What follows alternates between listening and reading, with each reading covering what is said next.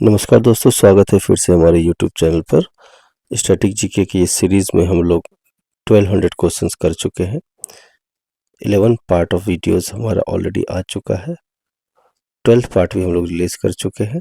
अब हम 13th part कर रहे हैं, जिसमें कि हम 1201 से लेकर के 1327 लगभग 127 क्वेश्चंस हम करेंगे इस स्टैटिक जीके की सीरीज़ में। मैं प्रोफेसर अभिरंजन सर फिर से एक बार आप लोगों का स्वागत करता हूं।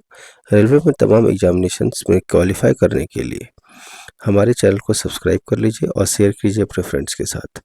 रेलवे एनटीपीसी स्पेशल का ये आरंभ बैच आप लोगों के लिए मैं लेकर आया हूं, जिसमें कि जो भी रेलवे एस्पिरेंट्स हैं वो लोग अगर वीडियोस को देखते हैं तो 100% क्वालिफाई करेंगे। तो चलिए स्टार्ट करते हैं आज का हमारा वीडियो, और बेल आइकन जरूर दबा लीजिएगा ताकि तमाम सारे एग्जाम्स को आप क्वालिफाई कर सकें। तो चलिए स्टार्ट करते हैं question. Which of the following is the tallest statue in the world. तो टॉपिक जो हमारा लास्ट चल रहा था, first in India and first in world. तो which of the following is the tallest statue in the world. तो सबसे लंबा स्टैचू कौन सा है?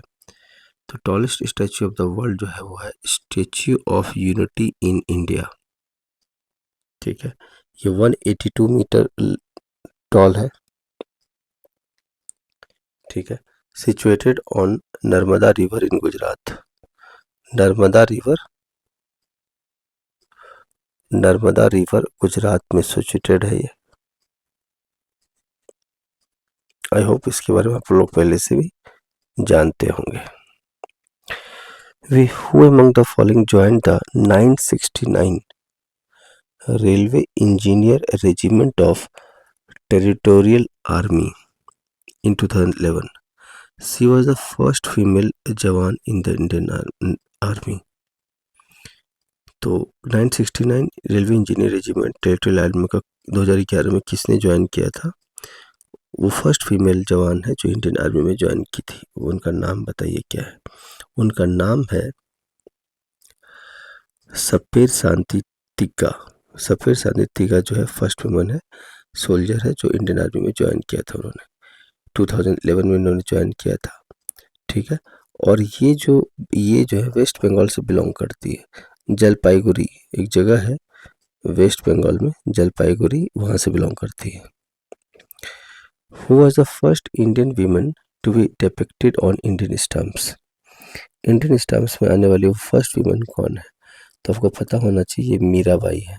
ठीक है, ये लॉर्ड कृष्णा की जो है डिवोटी रही हैं।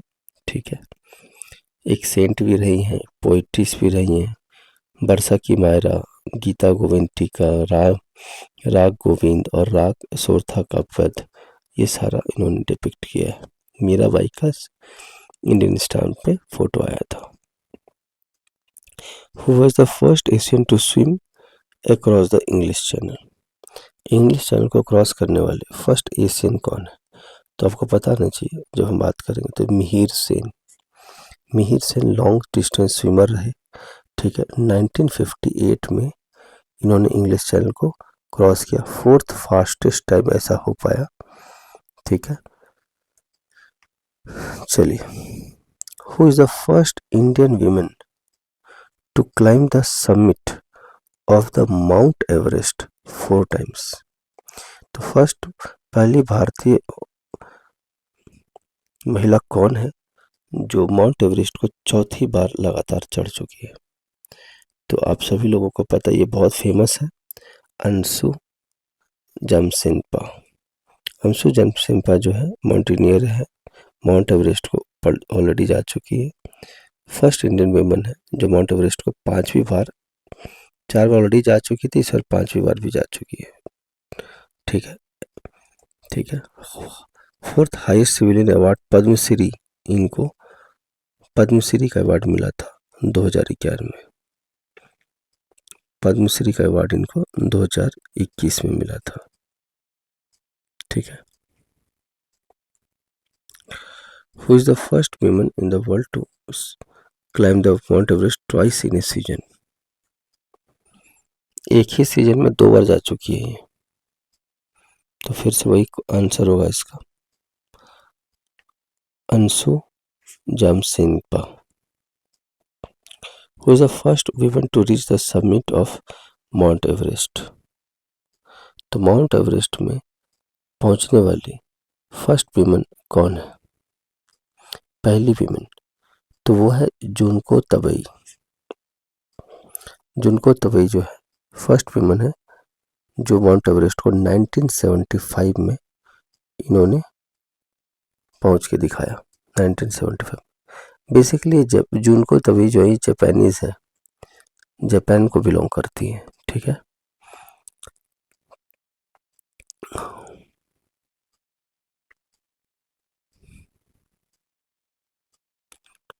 क्लियर है? Who was the first women in the world to graduate from medical college? Medical college से पहली वीमन कौन है जो ग्रेजुएशन की है? तो एलिजाबेथ ब्लैकवेल जो है फर्स्ट वीमन रही जिन्होंने जनरल मेडिकल काउंसिल से इन्होंने ग्रेजुएशन कंप्लीट किया। एलिजाबेथ ब्लैकवेल बेसिकली ये जो है ब्रिटिश फिजिशियन रही है, ब्रिटिश फिजिशियन।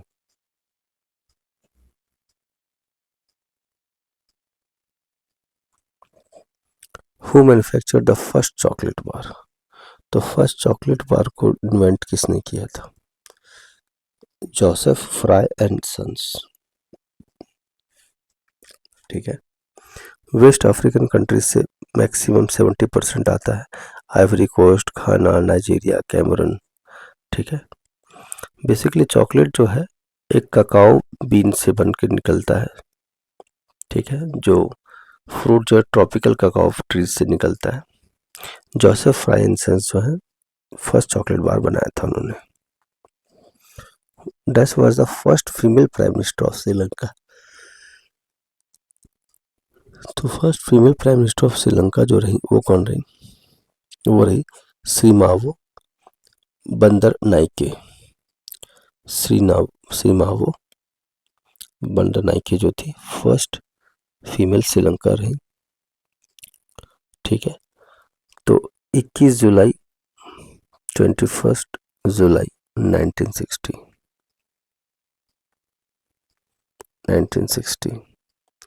बेसिकली 60 से 65 तक भी रही, 70 से 77 भी रही, 94 से 2000 3 टर्म्स तक इन्होंने फीमेल प्राइम मिनिस्टर की तरफ श्रीलंका के लिए सर्व किया इन्होंने। Sirimavo Bandaranaike. Who is the first Indian women to swim across the English channel? तो फर्स्ट वीमेन वुमन कौन रही जो इंग्लिश चैनल को क्रॉस किया? वो है आरती शाह। आरती शाह जो है इंग्लिश चैनल को 1959 में क्रॉस किया था। तो बेसिकली एक ये बंगाली है, इंडियन बंगाली है, बंगाली लॉन्ग डिस्टेंस स्विमर है और फर्स्ट एवर इंडियन स्विमर है और इनको पद्मश्री अवार्ड भी मिला था जो एक हाईएस्ट सिविलियन अवार्ड होता है, 1960 में इनको मिला था। Who is the first disabled woman? Who is the first disabled woman of India to reach the summit of Mount Everest? तो डिसेबल्ड वीमेन कौन है? वो है अरुणिमा सिन्हा। तो अरुणा सिन्हा जो है फर्स्ट डिसेबल्ड वीमेन है जो माउंट एवरेस्ट पे चली थी। बहुत डिफिकल्टी हुई इनको, ठीक है, लेकिन ये 21 मई 2013, ध्यान रखेंगे इस बात का, 21 मई 2013 को ये टॉप पोजीशन पे पहुंच गई। ठीक है, इनको पद्मश्री का भी अवार्ड मिला जो 4th हाईएस्ट सिविलियन अवार्ड होता है। ठीक है,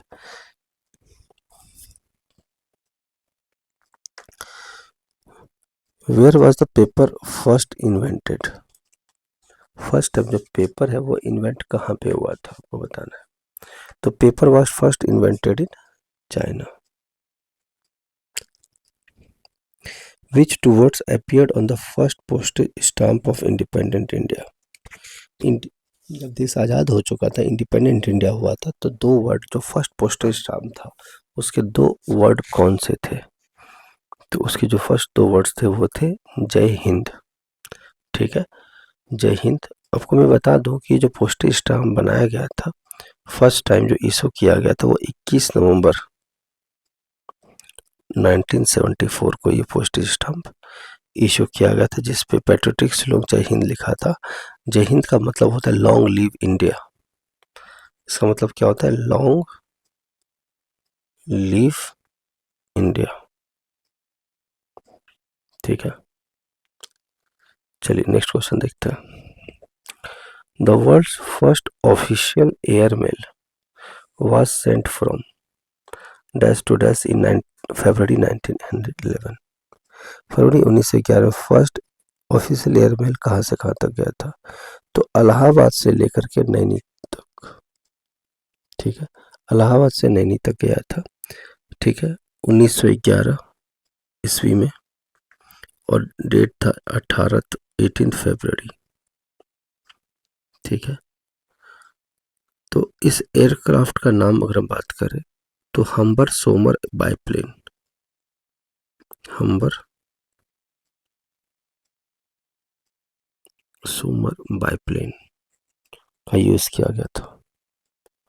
लेकिन इंटरेस्टिंग बात ये 13 मिनट्स तक चला था, सिर्फ 13 मिनट तक ही टाइम लगा था इलाहाबाद से नैनी जाने में।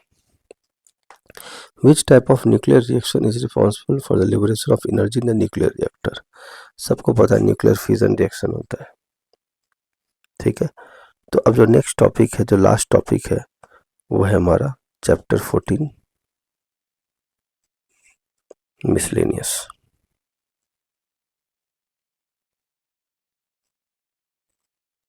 मिसलेनियस तो न्यूक्लियर फ्यूजन रिएक्शन होता है न्यूक्लियर रिएक्टर के अंदर।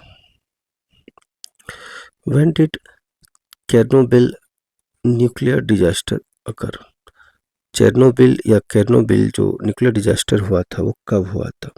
तो आपको पता होना चाहिए कि अप्रैल 1986 में ये हुआ था, लेकिन एग्जैक्ट डेट की बात करें तो 26 अप्रैल 1986 में चेरनोबिल न्यूक्लियर रिएक्टर जो डिजास्टर था वो हुआ था।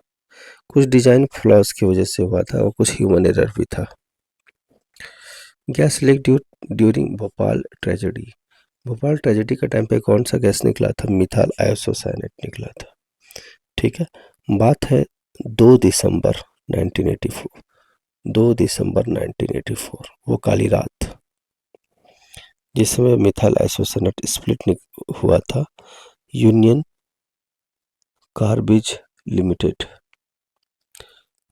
कंपनी का नाम था यूनियन कार्बाइड लिमिटेड। ठीक है, एक पेस्टिसाइड फैक्ट्री था।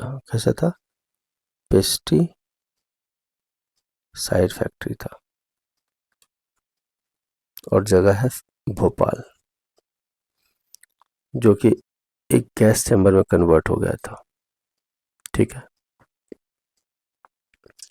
Cannibal nuclear disaster occurred in the year 1980। मैंने आपको जस्ट बताया 86।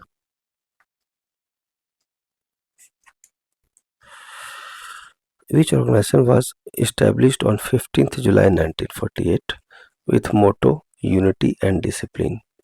15 जुलाई 1948।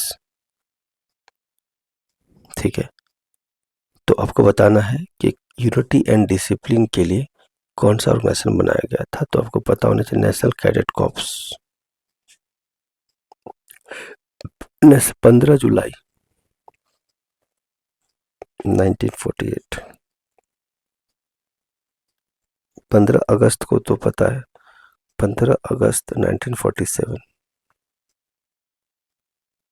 1947। ठीक है, तो बस आप ये समझ लीजिए 11 महीने के बाद, आफ्टर 11 मंथ्स, एनसीसी की स्थापना हो गई थी, national cadet corps.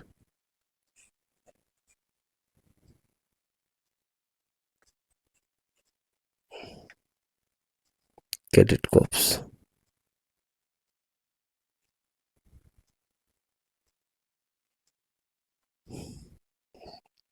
Military training दी जाती है इसके अंदर। Where is the Nobel museum, where is the Nobel museum situated in the world? Nobel museum कहाँ पर है? तो आपको पता होना चाहिए स्टॉकहोम में, ठीक है। और स्टॉकहोम जो है स्वीडन का कैपिटल है। तो नोबेल म्यूजियम कहाँ पे है? स्वीडन के कैपिटल स्टॉकहोम में। अब नोबेल म्यूजियम क्यों बोला गया? क्योंकि 100th एनिवर्सरी नोबेल प्राइज का जब दिया गया, 100th एनिवर्सरी हुआ था 2001 में, ठीक है। तो इसलिए इसका नाम नोबेल म्यूजियम दिया गया। बाद में इसका नाम नोबेल प्राइज म्यूजियम कर दिया गया था। बाद में इसका नाम चेंज कर दिया गया था 2019 में Nobel prize museum, prize museum.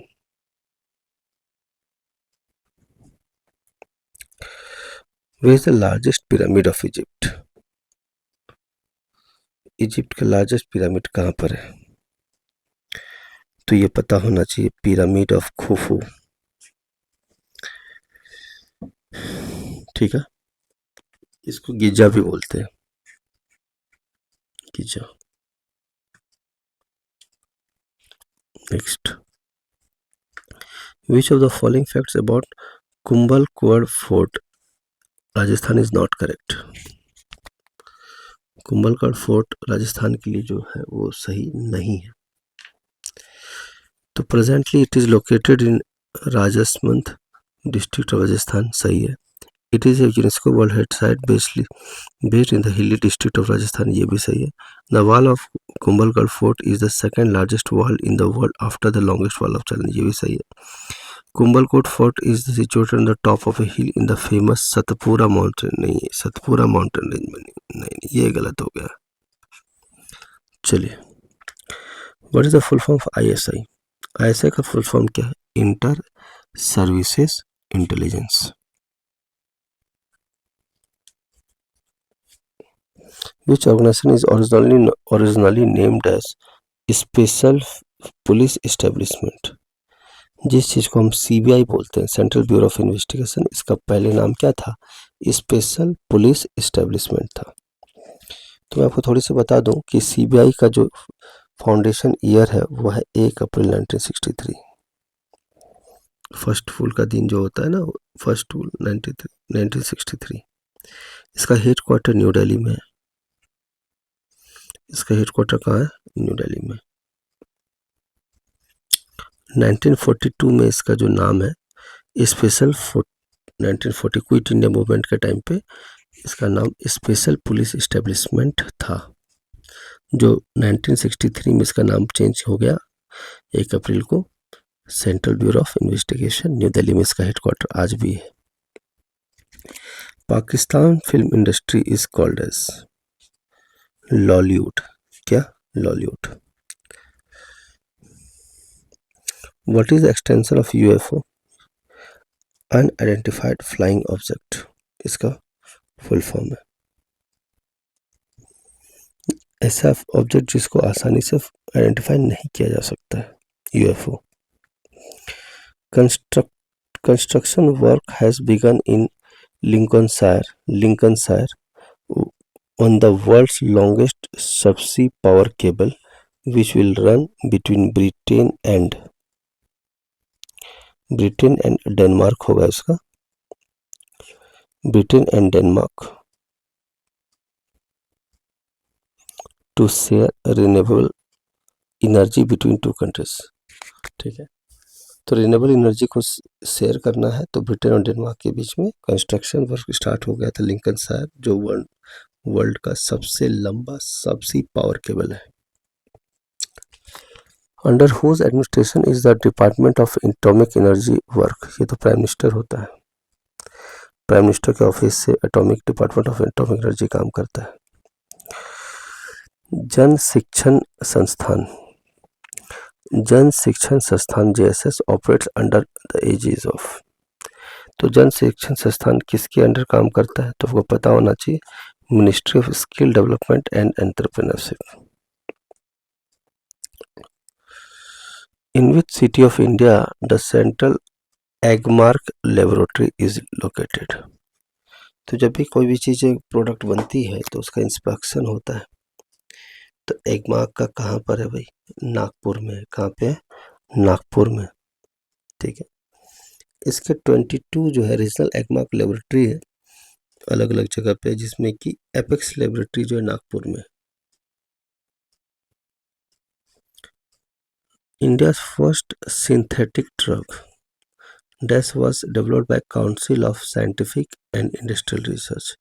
CSIR का जो साइंटिफिक है ड्रग है फर्स्ट, उसका नाम बताना है क्या है। तो उसका नाम क्या है जरा बताइएगा। उसका नाम है मिथाक्यूलोन। मिथाक्यूलोन जो है फर्स्ट सिंथेटिक ड्रग है जो 1942 में क्विट इंडिया मूवमेंट के टाइम पे ही बना लिया गया था। ठीक है,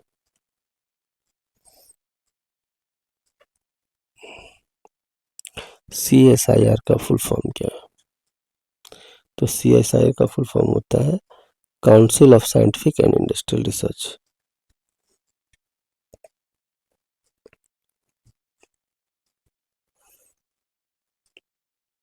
the government of India has constituted narcotics control bureau, NCB बोलते हैं इसको, नार्कोटिक कंट्रोल ब्यूरो इन।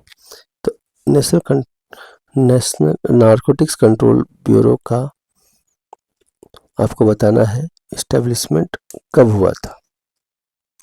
ये हुआ था 1986 में। कब हुआ था?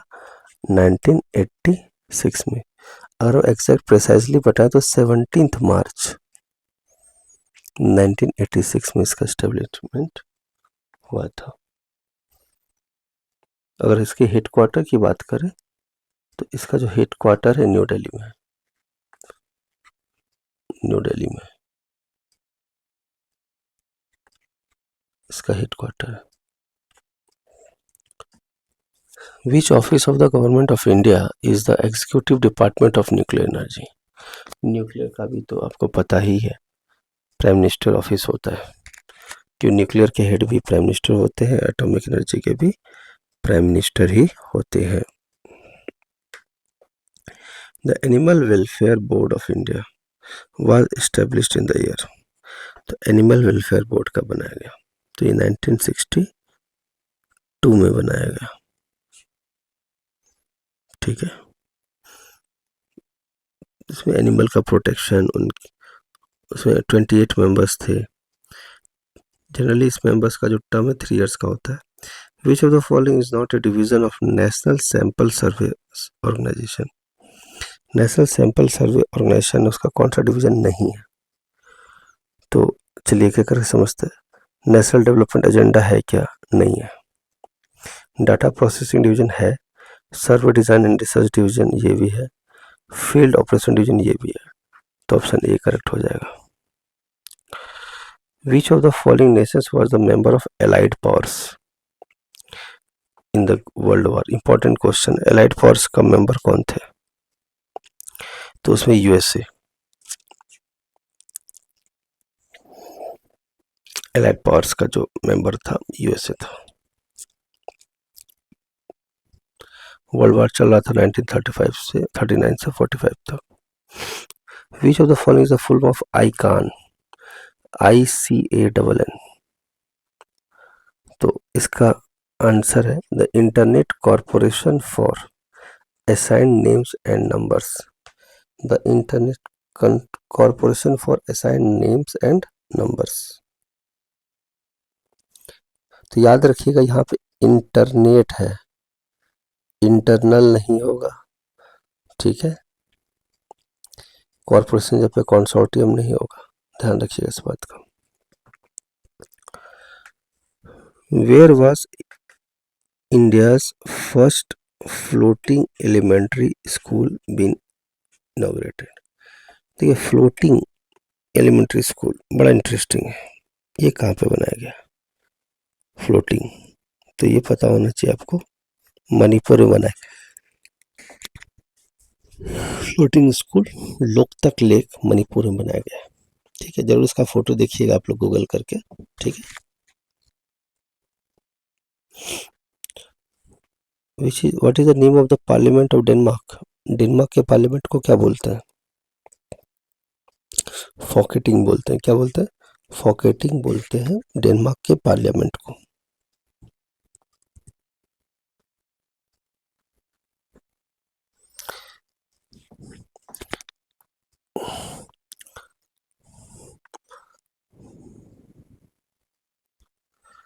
स्ट्रॉन्गेट किसका बोलते हैं? स्ट्रॉन्गेट है नॉर्वे का, नॉर्वे के पार्लियामेंट को। और इंडिया के पार्लियामेंट को क्या बोलते हैं? इंडिया में पार्लियामेंट को पार्लियामेंट भी बोलते हैं या संसद बोलते हैं हिंदी में। ठीक है, इंडिया पार्लियामेंट को पार्लियामेंट ही बोलते हैं। कहाँ कहाँ? इंडिया में बोलते हैं, ब्रिटेन में बोलते हैं, कनाडा में बोलते हैं और साउथ अफ्रीका में बोलते हैं। तो यहाँ पे पार्लियामेंट को पार्लियामेंट ही बोलते हैं। ठीक है, द नेशनल डाइट जापान को बोलते हैं, अमेरिका में कांग्रेस बोलते हैं। ठीक है, तो द नेशनल डाइट किसके लिए बोलते हैं? जापान में। जापान को पार्लियामेंट को द नेशनल डाइट बोलते हैं। नेशनल असेंबली बोलते हैं पाकिस्तान में। Which of the following beaches has become the first in Asia to get the blue flag certification? Blue flag certification Asia के कौन से बीच को दिया गया? तो ये है चंद्रभागा बीच। चंद्रभागा बीच। तो चंद्रभागा बीच बेसिकली है कहाँ पे? तो आपको पता होना चाहिए कि ये जो है ये उड़ीसा में लोकेटेड है चंद्रभागा बीच। बहुत खूबसूरत और prestigious international eco blue flag है जहाँ पे इनको सर्टिफिकेट मिला है। ठीक है, और ये कोणार्क सन टेम्पल के पास है, जिसको कोणार्क सन टेम्पल एक वो जगह है जहाँ पे यूनेस्को वर्ल्ड हेरिटेज साइट का दर्जा मिला। ठीक है, और चंद्रभाग मेला जो है सन गॉड को ऑनर करने के लिए किया जाता है। On 25 April 1945, 25 April 1945 government met in San Francisco for a conference and started drafting the UN charter. तो गवर्नमेंट की मुलाकात हुई सैन फ्रांसिस्को में। कितने गवर्नमेंट्स, कितने कंट्री के लोग आके मिले थे और यूएन चार्टर पे डिस्कशन किया और ड्राफ्ट हुआ? तो आपको पता होना चाहिए 50 गवर्नमेंट, 50 देश के लोग आए थे। 50। ठीक है, जो चार्टर के बारे में ड्राफ्ट करने में काम हुई थी। तो सैन फ्रांसिस्को कैलिफोर्निया में है। ठीक है, और कैलिफोर्निया यूएसए में है। 25 अप्रैल से 25 जून 1945 तक यूनाइटेड नेशंस का कॉन्फ्रेंस हुआ था। How many nuclear explosions were conducted at Pokhran in May 1998? जब मई 1998 की बात थी, जब अटल बिहारी वाजपेयी जी क्या थे, प्राइम मिनिस्टर थे, तो आपको बताना कि कितने न्यूक्लियर एक्सप्लोजन किए गए थे। तो आपको जान के आश्चर्य होगा कि पोखरण मई 1990 में 5 एक्सप्लोजन किए गए थे। कितने? 5। और ये डेट है 11 मई 1998। Next question, for which Indian spice did the Indian government challenge the US patenting and force them to revoke it? कौन सा ऐसा मसाला है देश का हमारे जिसको इंडियन गवर्नमेंट ने चैलेंज किया है, और वो है टर्मरिक, हल्दी। यूएस को पेटेंट करने से चैलेंज किया है।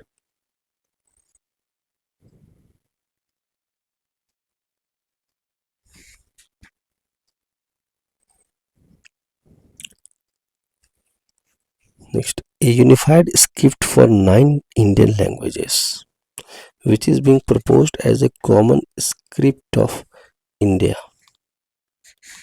9 common script of India 9 Indian language से मिला करके बनाया गया। आपको बताना है कि उसका नाम क्या है।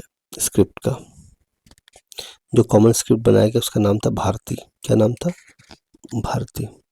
इसमें यूरोपियन लैंग्वेज का क्यू यूज़ किया गया है, ठीक है, रोमन लेटर यूज़ किया गया।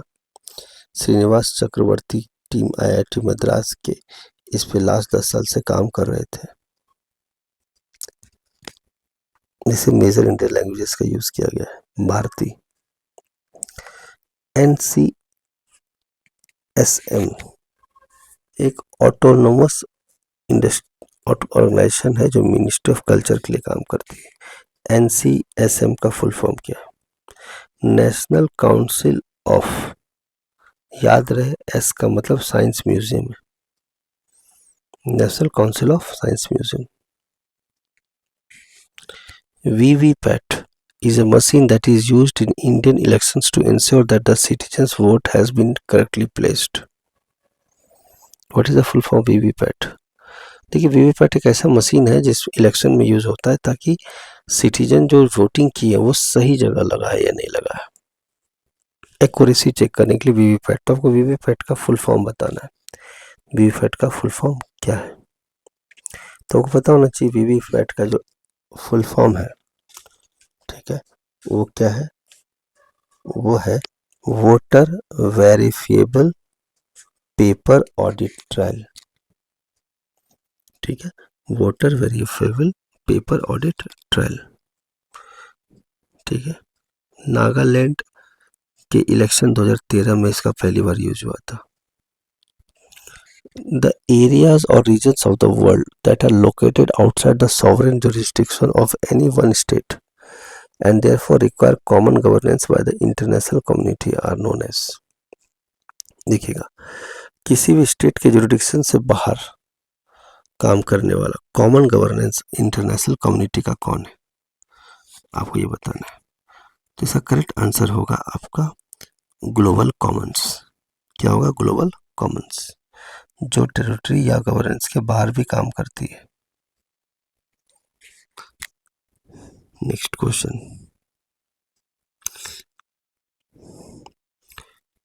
Which of the following buildings was designed by F.W. Stevens? F.W. Stevens को ने कौन सा बिल्डिंग को डिजाइन किया था? तो ये हमने पहले भी बात किया था। F.W. स्टीवंस वो इम्पोर्टेंट पर्सन है जिन्होंने छत्रपति शिवाजी महाराज टर्मिनस, फॉर्मली इसको विक्टोरिया टर्मिनस बोलते थे, उन्होंने इसकी डिजाइनिंग की थी F.W. स्टीवंस, ठीक है।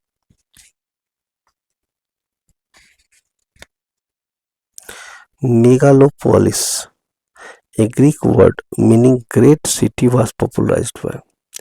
मेगालोपोलिस एक ग्रीक वर्ड है जिसका मतलब है ग्रेट सिटी।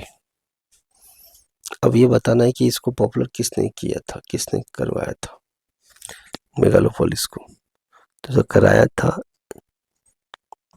जीन गॉटविन। किसने? जीन गॉटविन। तो जीन गॉटविन ने इसको पॉपुलर किया था 1957 में, ठीक है। Aadhaar is a 12-digit unique number that is issued by the UI। आपने पढ़ा होगा, आपके पास आधार कार्ड है, ठीक है, तो आप सभी लोग को पता भी होगा, ठीक है, unique identification authority of India, ठीक है,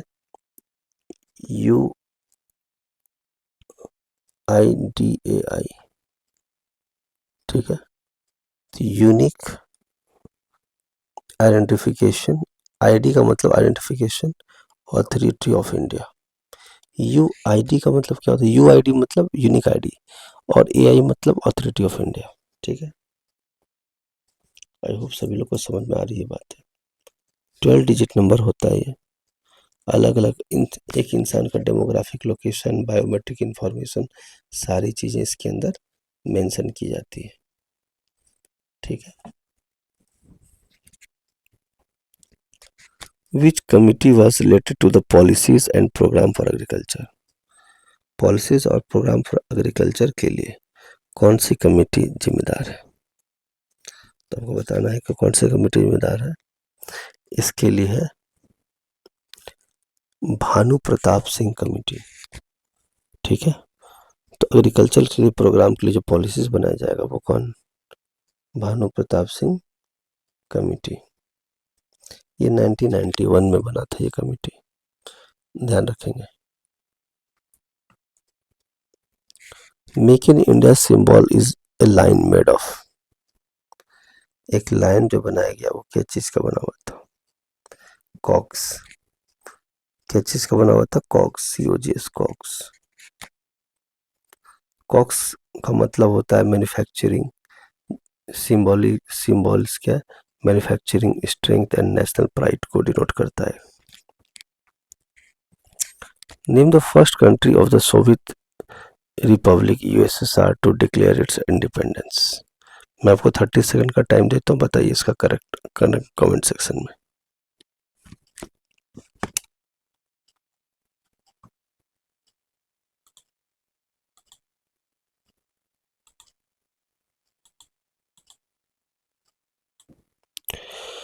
तो नेक्स्ट क्वेश्चन देखिए क्या दिया हुआ है। Name the first country of the Soviet republic to declare its independence.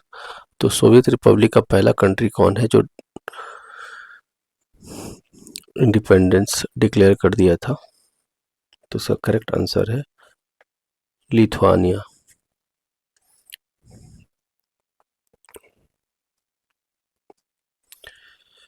Which form of art is used to decorate the floor in front of the house? घर के सामने फ्रंट पे जो फ्लोर को डेकोरेट करने का जो आर्ट है वो कहाँ से आया है? ये आया कोलम आर्ट। कहाँ का आर्ट है ये? Kolam art.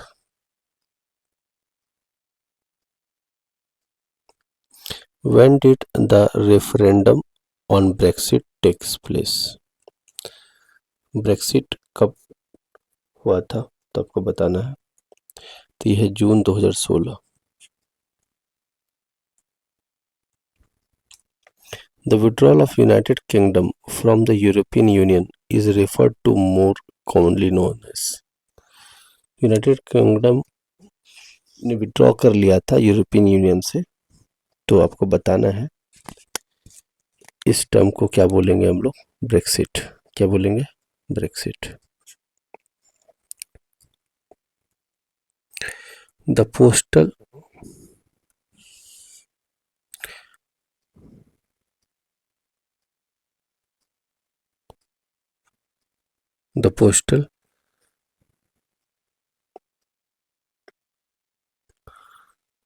Index number PIN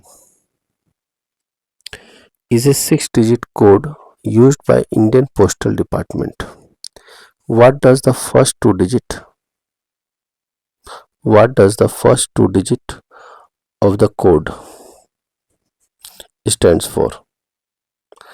तो फर्स्ट 2 डिजिट्स इस कोड का क्या डिनोट करता है? तो आपको पता होना चाहिए ये डिनोट करता है सब रीजन और one of the postal circles. First 2 digit जो होता है 15 अगस्त 1972 को ये इंट्रोड्यूस कराया गया था। Urdu is also referred as. Urdu कौन सा लैंग्वेज और रिफर करता है? तो आपको पता होना चाहिए Urdu is also referred as Lashkari जवान।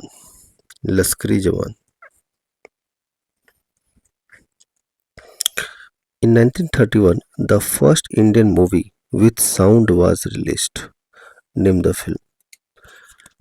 तो वो पहला मूवी किसमें है, कौन सी है जिसमें साउंड भी रिलीज किया गया था? तो वो फिल्म का नाम है एलम एरा या अलाम एरा। हिंदी लैंग्वेज में था, ठीक है। 1931 में ये इंडियन स्पीच मेड फिल्म बनाई गई थी।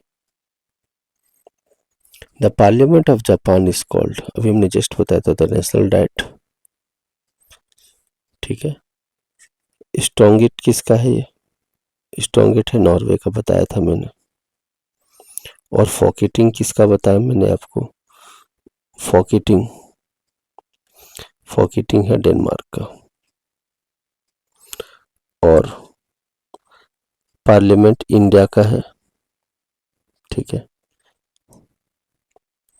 फेडरल पार्लियामेंट ऑस्ट्रेलिया को भी बोलते हैं। Which animal has been declared as the national heritage animal of India?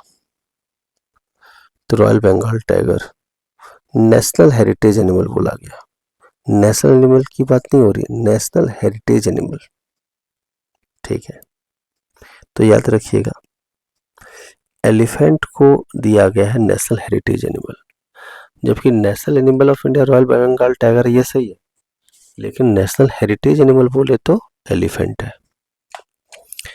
Bareilly system is based on which of the following? Bareilly system जो है वो किस चीज पे बेस्ड है? वो बेस्ड है ऑन डॉट्स, डॉट्स पे बेस्ड है। ये राइटिंग स्टाइल है एक तरह से। The national calendar of India is based on, ठीक है, साका कैलेंडर में बोलते हैं, भारत का जो कैलेंडर है वो साका एरिया का बोलते हैं। कनिष्क द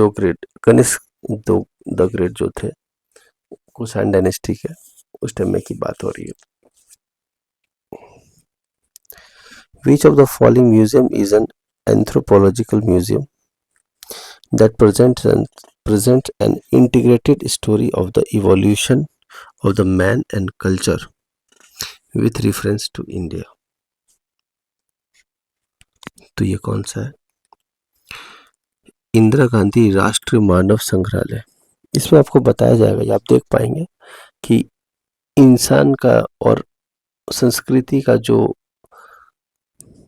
स्टोरी है वो बताया जा रहा है। तो ये कौन सा है? इंदिरा गांधी राष्ट्रीय Manav Sangrahalaya, IGRMS। Short film such as Henry and the displaced were used for? Henry और द डिस्प्लेस्ड जो शॉर्ट फिल्म है वो किस चीज के लिए यूज किया जाता था? तो आपको ये पता होना चाहिए, ये यूज किया जाता था VR टेक्नोलॉजी के लिए, जिसको वर्चुअल रियलिटी भी बोलते हैं। क्या बोलते हैं? Virtual reality.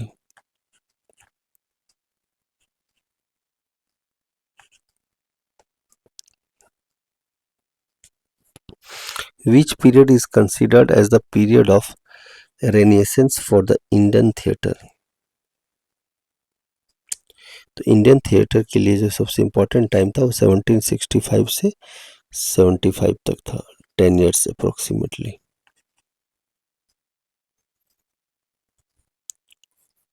The correct extended form of NALSA. NALSA का एक्सटेंडेड फॉर्म क्या है, यानी फुल फॉर्म बताना है आपको।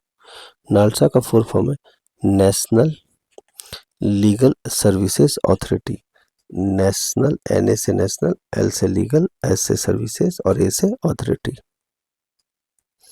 9 नवंबर 1995 को इसका फॉर्मेशन हुआ था। Where does the Prime Minister of India hoist the Indian flag every year on Independence Day? तो इंडिपेंडेंस डे में रेड फोर्ट के पास प्राइम मिनिस्टर नरेंद्र मोदी जो है इस बार भी किए थे। तो प्राइम मिनिस्टर जो है रेड फोर्ट पे झंडा फहराते हैं। The chronicler was a such person that. Chronicle कौन है भाई? तो ये क्रॉनिकल आपको पता होगा, use to write accounts of historical events for the king. तो राजाओं के बारे में ये जो है हिस्टोरिकल इवेंट्स लिखने का एक तरीका है, जिसमें अमीर खुसरो, जियाउद्दीन बरानी, ये 14th सेंचुरी के फेमस क्रॉनिकल रहे थे। अमीर खुसरो जो है ज़्यादा फेमस रहे थे, अमीर Khusro. Shrikhand is an Indian sweet dish which is made from extracted water yogurt and is one of the main sweet dish in dash cuisine। तो आपको बताना है ये महाराष्ट्रियन कुजीन है ये, ठीक है, जिसमें कि दही, कर्ड जो होता है ना, हंग कर्ड, सैफरन का टेस्ट फ्लेवर डाला जाता है, कैडमम डाला जाता है ना। महाराष्ट्र और गुजरात में श्रीखंड का यूज किया जाता है, ये मीठा डिश होता है। ठीक है, तो महाराष्ट्र का ये क्यूजीन है, महाराष्ट्र का क्यूजीन है।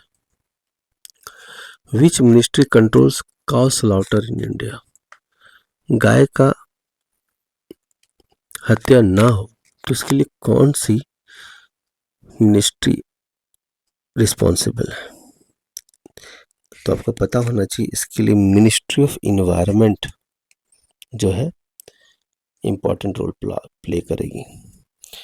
तो इसके अंदर prevention of cruelty to animals act 1960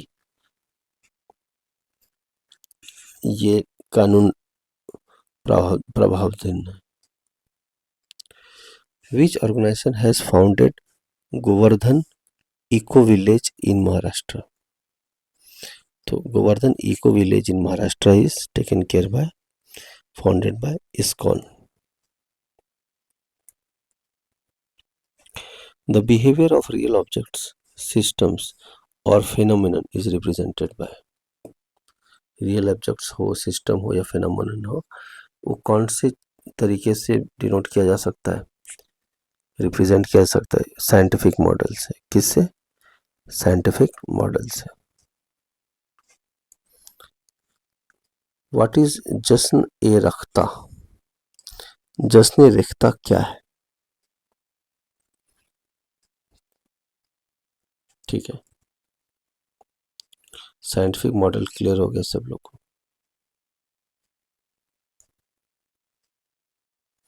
जश्न ए रख्ता क्या है? तो जश्न ए रख्ता जो है the annual literary festival to celebrate Urdu language which is organised in New Delhi. ठीक है, तो एक फेस्टिवल है, उर्दू लैंग्वेज सेलिब्रेट किया जाता है जो नई दिल्ली में मनाया जाता है, Jashn e Rekhta. World's first robot ski competition या sky competition was held in which country? तो पहला रोबोट स्काई कंपटीशन जो है कहाँ पे हुआ था? तो ये जो है साउथ कोरिया में हुआ था। कहाँ पे? साउथ कोरिया में। ठीक है, जिसमें ह्यूमनॉइड स्कायर्स जो थे विथ 2 legs पार्टिसिपेट किए थे। In which year was All India Radio established? तो ऑल इंडिया रेडियो का एस्टेब्लिशमेंट 1936 में हुआ था। ऑल इंडिया रेडियो जिसको हम शॉर्ट में AIR भी बोलते हैं, 1936।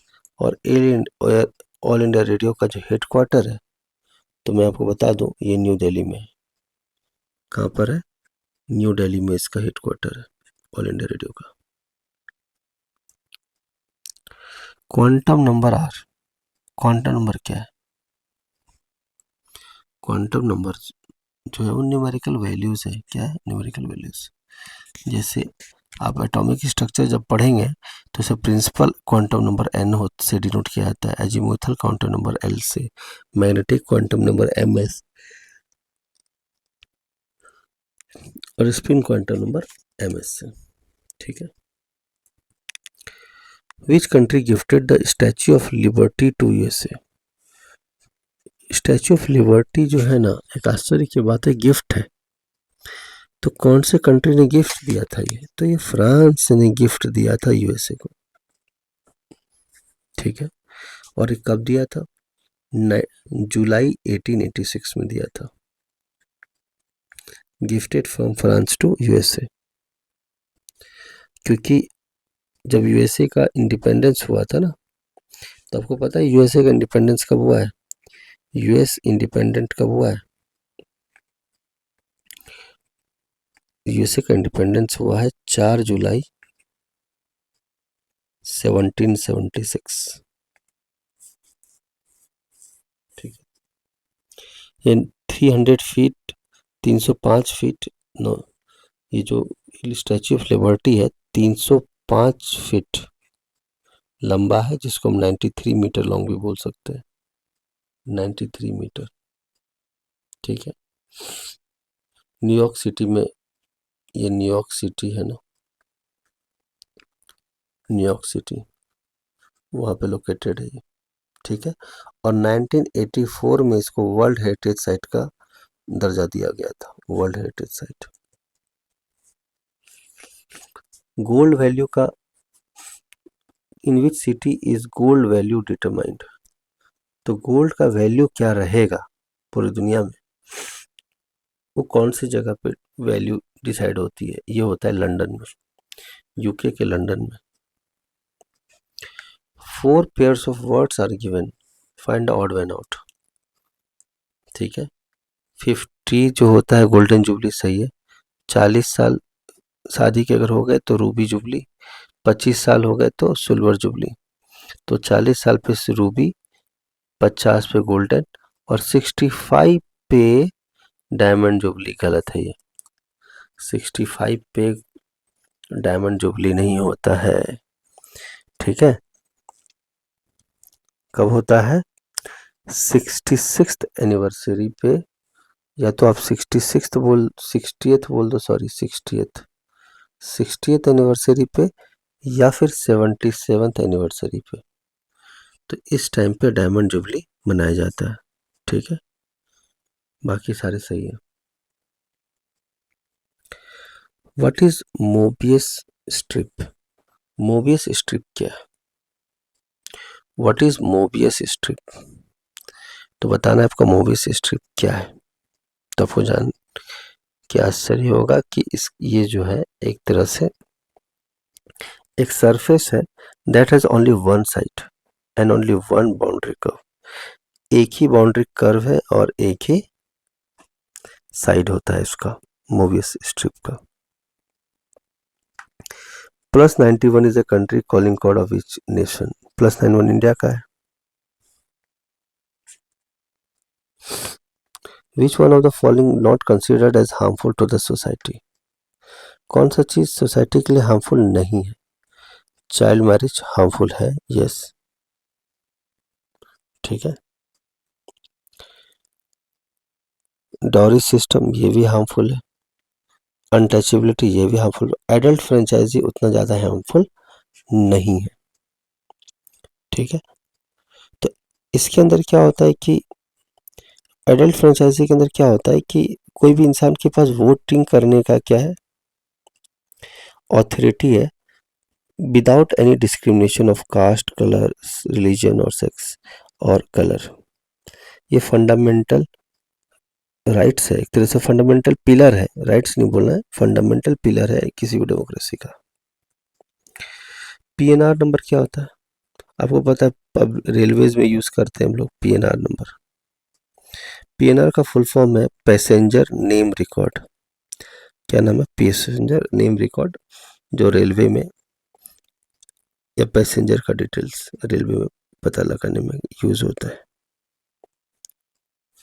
Which of the following methods is used primarily by anthropologists to gain new information about humans?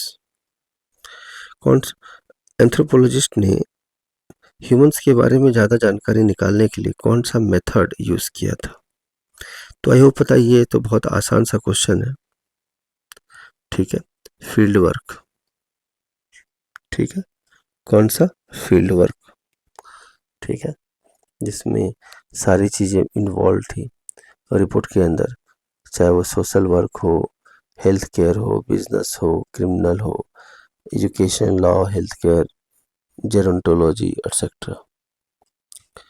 What are the principles related to beliefs of values and practices of a culture from the perspective of a culture? तो principles कौन कौन से हैं जो किसी की संस्कृति के बारे में बताता हो? तो ये है कल्चरल रिलेटिविज्म। तो कल्चरल रिलेटिविज्म जो है वर्ल्ड व्यू को बताता है। ठीक है। ये जियोडिसी क्या है? जियोडिसी, ठीक है, तो ये तो बहुत आसान सा, जियो का मतलब होता है ज्योग्राफिकल लोकेशन। ठीक है, अब ज्योग्राफिकल लोकेशन है तो कहीं ना कहीं ज्योग्राफी की तो बात होगी। The branch of mathematics that deals with the size and area of earth. ठीक है, option D. The famous passenger ship Titanic belongs to which country? तो Titanic belongs to which country? तो आपको पता था ग्रेट ब्रिटेन। ठीक है, ठीक है। तो मैं आपको थोड़ा सा डिटेल बता दूं कि 10 अप्रैल, ठीक है, 1912, और जस्ट 4 दिन बाद, ठीक है, फर्स्ट वॉयज पे 4 दिन के जर्नी के बाद 14 अप्रैल 1912, ठीक है, 4 डेज के बाद एक आइसबर्ग से जाकर टकरा गया था ये, आइसबर्ग से। Who patented the 3-position traffic signal in 1923? Traffic signal का 3 पोजीशन होगा, वो 1923 में डिस्कवर हुआ था। ठीक है, ये बात किसने कही थी? गैरेट मॉर्गन ने। गैरेट मॉर्गन ने ये बात बताई थी कि 3 सिग्नल, 3 टाइप के ट्रैफिक सिग्नल्स देखने को मिलेंगे, 3 पोजीशन, ठीक है, 3 पोजीशन, और ये बात 1923 में हो चुकी थी। What type of government is there in Bangladesh? Bangladesh में किस टाइप का गवर्नमेंट है? तो सभी लोग को पता है पार्लियामेंट्री डेमोक्रेसी है यहाँ पर। ठीक है, 350 लेजिस्लेटिव मेंबर्स होते हैं, जिसमें 300 तो डायरेक्टली पब्लिक के द्वारा होते हैं और 50 वीमेन के लिए होता है। पार्लियामेंट का जो टर्म है वो 5 इयर्स का होता है। The Colosseum known as Flavian Amphitheatre is located in? तो ये मिलान में, कहाँ पे? मिलान। अच्छा एक सेकंड, एम्पी थिएटर है ना, एक सेकंड, मिलान में नहीं है ये है रोम में, इटली के रोम में। ठीक है, ठीक है, क्योंकि कोलोजियम लिखा हुआ है, तो फ्लेवियन एम्पी थिएटर की बात करें तो ये कहाँ पर है? रोम में।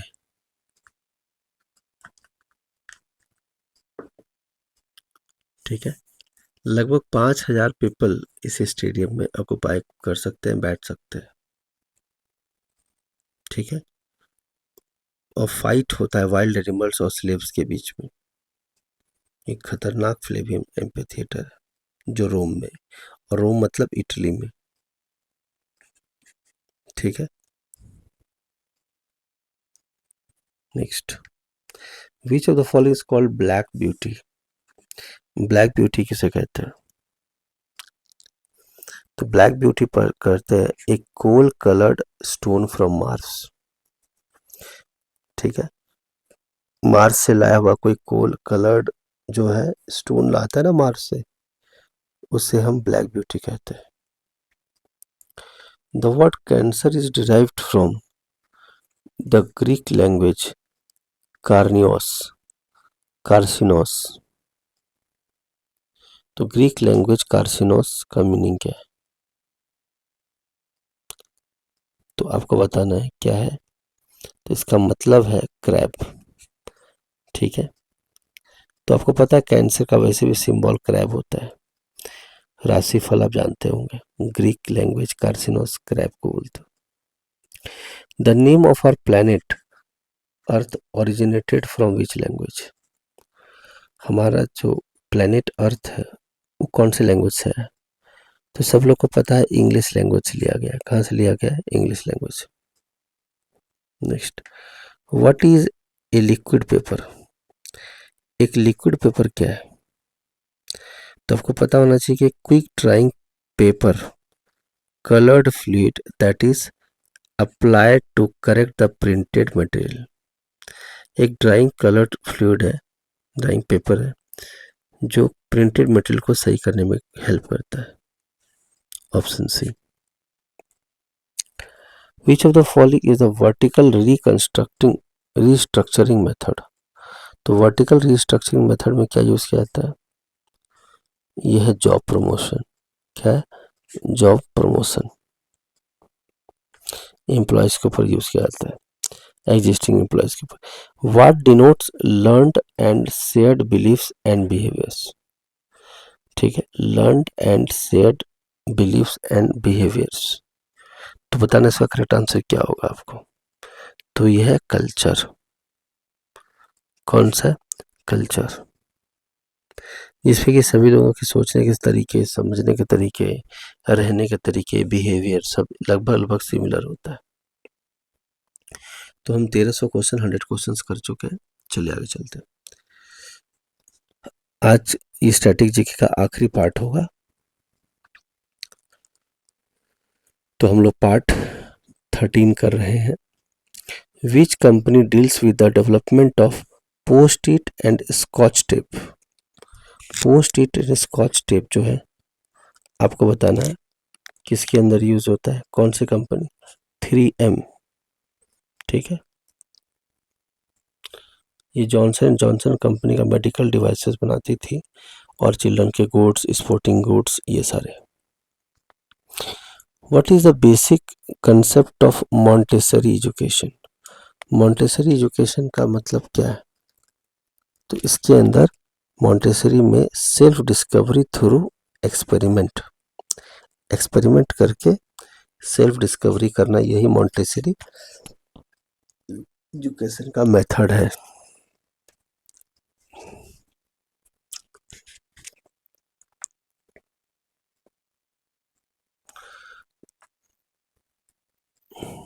The term polyarchy was used by Robert Dahl.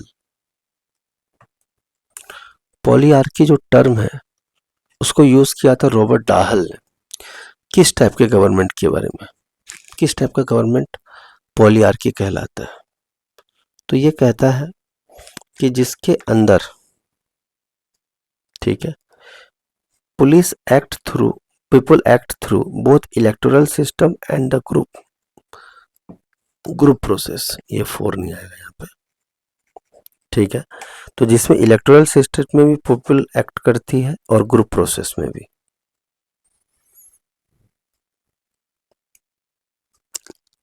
तो रॉबर्ट डाहल ने यूज किया था। The nation wide campaign operation smile. तो ऑपरेशन स्माइल किस टाइप का कैंपेन था हमारे देश में जो चला था? तो ऑपरेशन स्माइल जो है मिसिंग चिल्ड्रन के लिए था। किसके लिए था? मिशन चिल्ड्रन के लिए। Ghaziabad police Uttar Pradesh, Ghaziabad police Uttar Pradesh.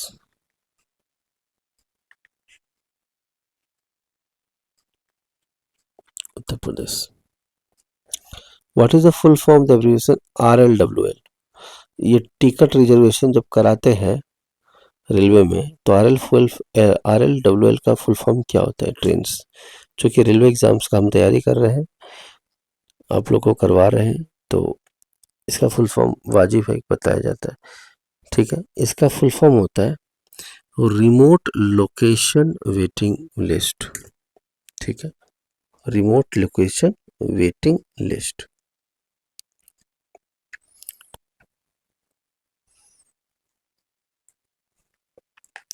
University Grants Commission UGC launched world's largest language portal project called. ठीक है, इसका नाम है भारत वाणी। भारत वाणी यूजीसी ने लॉन्च किया। With what purpose was the Lalit Kala academy. Lalit Kala academy क्यों इस्टेब्लिश किया गया था? उसका पर्पस क्या था? इसका पर्पस था to promote and encourage study and research in the fields of Indian art. Prasar Bharati is an autonomous body under that comprises. तो प्रसार भारती के अंदर क्या होता है? तो आपको पता होना चाहिए कि इसके अंदर ऑल इंडिया रेडियो भी है और दूरदर्शन भी है। तो ऑल इंडिया रेडियो और क्या? Doordarshan. What is the full form of UNHCR? बहुत इजी सा क्वेश्चन है।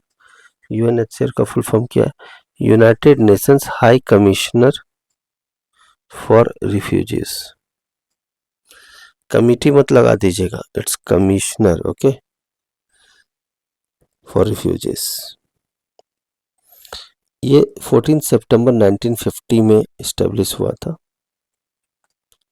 14 सितंबर। What is the meaning of IUCN? IUCN का फुल फॉर्म क्या है या मीनिंग क्या है?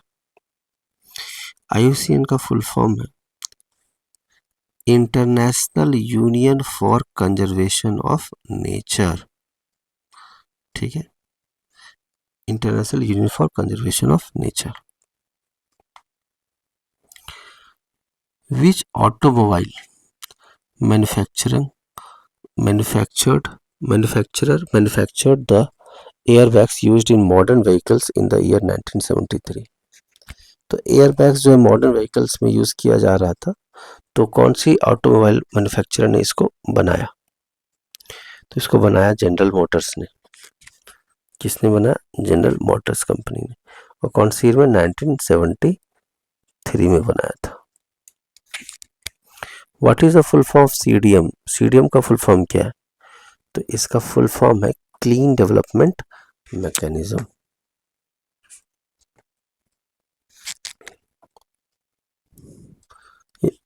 ये क्योटो प्रोटोकॉल के अंदर आया था CDM। What is the ancient style of articles containing Egyptian symbols called? Ancient style of articles containing Egyptian symbols called pictograph, या फिर इसको हायरोग्लाइफिक्स भी बोलते हैं। Ancient style of articles containing Egyptian symbols क्या बोलते हैं? पिक्टोग्राफ या hieroglyphics. Option A. Which of the following sculptures is designed by French sculptor as a symbol of independence? तो फ्रेंच स्कल्पचर ने किया था, तो कौन सा था वो? Statue of liberty. वैसे भी फ्रांस ने क्या किया है? गिफ्ट किया था किसको? न्यूयॉर्क को, statue of liberty. Where is the statue of liberty? The statue located New York में है, New York city. Which one of these social theories that tries to explain why society works by focusing on the relationship between the different social institutes to build a society? कौन सा ऐसा social theory है जो ये explain करता है कि society जो काम करती है, सोशल इंस्टीट्यूट, अलग अलग सोशल इंस्टीट्यूट के बीच में एक रिलेशनशिप बनाने के लिए, ताकि एक अच्छी सोसाइटी बनाई जा सके। तो इसका करेक्ट आंसर क्या होगा? तो इसका करेक्ट आंसर होगा आपका स्ट्रक्चरल प्रैग्मेटिज्म। तो स्ट्रक्चरल प्रैग्मेटिज्म जो है हेल्प करती है एक बेटर सोसाइटी बनाने में, और बहुत सारे इंस्टीट्यूट को क्या करती है? जोड़ती है, रिलेशनशिप।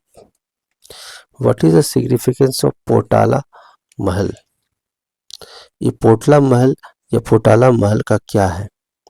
तो आपको पता होना चाहिए, जो दलाई लामा है, ठीक है, उनका विंटर का पैलेस है ये। ठीक है, तो आपको पता होना चाहिए पोटाला महल जो है रेड हिल में, लहासा कैपिटल ऑफ तिब्बत में लोकेटेड है ये। ठीक है, विंटर पैलेस रहा है ये दलाई लामा का 1994 में। वो कल वर्ल्ड कल्चरल हेरिटेज लिस्ट में आ गया था। The union government has released A commemorative postage stamp to mark the centenary year of dash is the apex institute of fauna taxonomy in India। तो ये कौन सा है? Zoological survey of India. ठीक है, इसमें जूलॉजिकल सर्वे ऑफ इंडिया का photograph डाल करके बताया गया कि ये फ्लोरा और फौना जो है, animal kingdom and plant kingdom, बहुत ही इंपॉर्टेंट है। Zoological survey of India. The United States of America launched an aerial bombing operations against Al-Qaeda and the Taliban after 9/11 attacks. What is the name of the operation? उस operation का नाम क्या था? Operation permanent freedom. Operation permanent freedom. What is the name of the mobile application recently launched by the Delhi police, which allows women to call the police control room and the relatives in case of an emergency? Delhi police ने एक mobile application launch किया है जिसमें कि women police control room को कभी भी call कर सकती है और किसी रिलेटिव्स को भी वो कॉल कर सकती है, कोई भी इमरजेंसी अगर हुआ तो आपको बताना है कि उस मोबाइल एप्लीकेशन का नाम क्या है। तो इसका ऑपरेशन का नाम है हिम्मत। क्या नाम है? हिम्मत। दिल्ली पुलिस ने ये इनिशिएटिव स्टार्ट किया था, हिम्मत। बिल्किस एडी, वो क्या है? बिल्किस एडी क्या है तो मैं आपको बता दूं, a founder Edhi organisation of Pakistan. ठीक है, बिल्किस बानो जो है फाउंडर ऑफ एडी रहे। The Earth Hour programme beginning, Earth Hour programme कब बना था? तो अर्थ आवर प्रोग्राम जो है 2007 में बना था। से ग्रास रूट लेवल के मूवमेंट हुए थे। इनका ruins of Machu Picchu are which country located? इनका रूइंस किसका है? तो इनका रूइंस कहाँ का है बताइए जरा। यह है पेरू का। कहाँ का? पेरू का। What is the national costume of Japan? National costume of Japan का क्या? जापान का नेशनल कॉस्ट्यूम क्या है? किमोनो। क्या है? Kimono. ONGC comes under which of the following sectors? तो ओएनजीसी किस सेक्टर के अंदर आता है? तो एनर्जी सेक्टर के अंदर, oil and natural gas corporation. ठीक है, और भी है IOC, Indian oil corporation, BPCL Bharat petroleum corporation limited, HPCL Hindustan petroleum corporation limited. ठीक है, एमआरपीएल लास्ट टू सब्सिडीज है ओएनजीसी का, लेकिन ये एनर्जी से रिलेटेड है। वेयर इज द पार्किस या पार्क्स ऑब्जर्वेटरी लोकेटेड? तो पार्किस ऑब्जर्वेटरी कहाँ पर है? तो पार्किस ऑब्जर्वेटरी जो है ऑस्ट्रेलिया के साउथ वेल्स में। क्या है? South Wales. South Wales. और ये कहाँ पे? ऑस्ट्रेलिया। ये तो यहाँ लिखा हुआ है। ठीक है, पार्किस ऑब्जर्वेशन कहाँ पे? South Wales, Australia. और पूरे स्टैटिक जीके का आखिरी सवाल, dash is an electrically powered and remotely operated vehicle by DRDO? तो दक्ष, वेरी इंपॉर्टेंट। तो इलेक्ट्रिकल पावर्ड भी है और रिमोटली ऑपरेटेड व्हीकल भी है डीआरडीओ के थ्रू। तो आंसर का नाम क्या? DR. So this is the end of static GK. ठीक है, टोटल हमने 1327 क्वेश्चंस कर लिए। तो चैनल को सब्सक्राइब कर लीजिए, शेयर कीजिए और अपने फ्रेंड्स के साथ। Share, like and subscribe.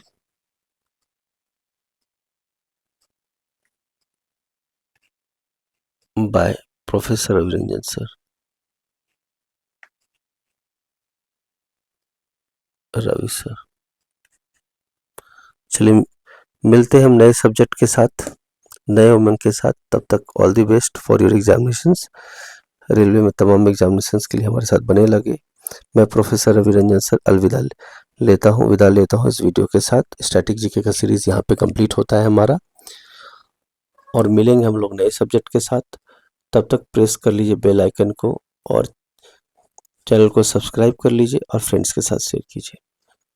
तो मिलते हैं नेक्स्ट वीडियो में किसी नए सब्जेक्ट के साथ, नए उमंग के साथ। This is professor Raviranjan sir.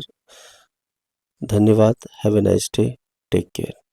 जय हिंद, जय भारत।